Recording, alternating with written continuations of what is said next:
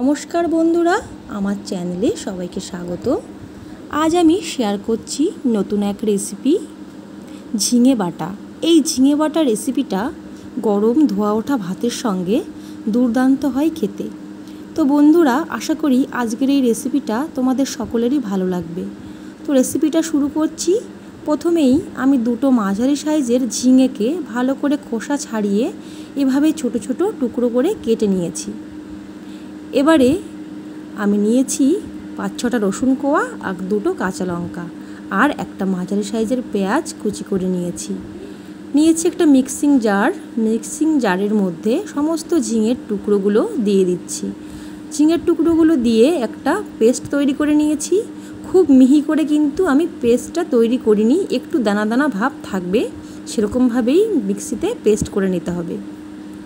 এদিকে একটা কড়াই বসিয়ে দিয়েছি। কড়াইটা ভালো করে গরম করে নিয়ে দিয়ে দিচ্ছি কিছুটা পরিমাণ সর্ষের তেল। তেলটা গরম হয়ে এলে 2টো শুকনো লঙ্কা এখানে আমি ভেজে তুলে নিচ্ছি। শুকনো লঙ্কা ভেজে তুলে নিয়ে সেই তেলেই আমি দিয়ে দিচ্ছি 1/4 টিস্পুন কালো জিরে আর দিয়ে দেব থেতো করে রাখা রসুন আর কাঁচা লঙ্কা। আমি যে রসুন আর কাঁচা লঙ্কাটা প্রথমে দেখিয়েছিলাম সেটাই আমি হামনদিস্তায় থেতো করে নিয়েছি। দিয়ে দিচ্ছি কুচিয়ে রাখা পেঁয়াজ, 1/2 টিস্পুন হলুদ গুঁড়ো, স্বাদ মতো নুন।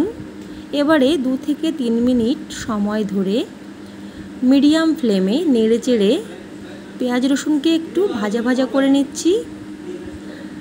খুব কড়া করে ভাজবো না।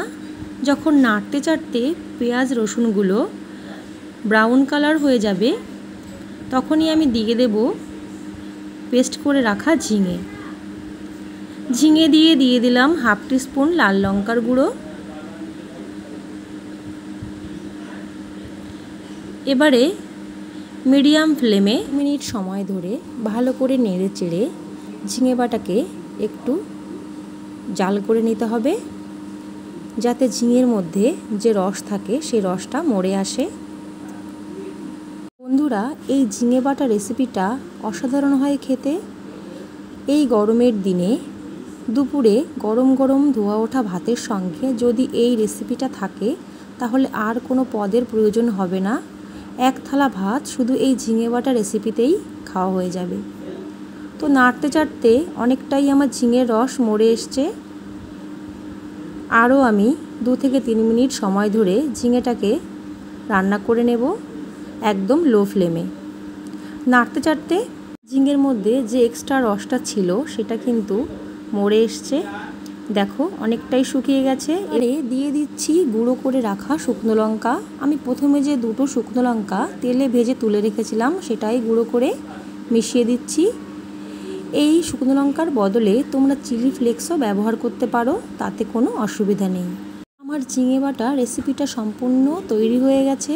এখন গরম গরম ভাতের সঙ্গে পরিবেশন করব, দারুণ হবে খেতে। তো বন্ধুরা, আজকের রেসিপিটা কেমন লাগলো অবশ্যই কমেন্ট করে জানাবে আর বন্ধুদের সঙ্গে প্রচুর শেয়ার করবে। আশা করি আজকের রেসিপিটা সকলেরই ভালো লাগবে। রেসিপিটা ভালো লাগলে লাইক কমেন্ট শেয়ার করার অনুরোধ রইল। আর আমার চ্যানেলে নতুন বন্ধু হলে চ্যানেলটা সাবস্ক্রাইব করে আমার পাশে থেকো। সকলে খুব ভালো থেকো, সুস্থ থেকো। দেখা হবে পরবর্তী কোনো ভিডিওতে।